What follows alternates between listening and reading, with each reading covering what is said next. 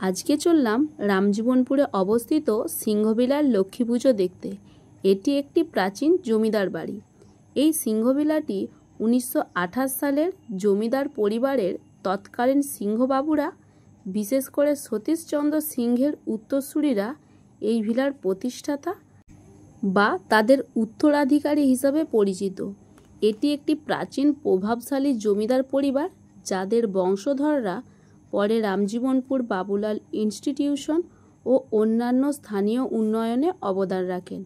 এই জমিদার বাড়ি ঐতিহাসিক স্থান হিসাবেও পরিচিত।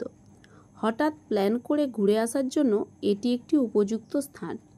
এটি পশ্চিম মেদিনীপুর জেলার রামজীবনপুর পৌরসভা এলাকার পান্ডুয়া গ্রামে অবস্থিত। প্রতি বছরই এখানে জাঁকজমকভাবে লক্ষ্মী পুজো হয় এবং তার সাথে প্রচুর মানুষের সমাগমও হয়।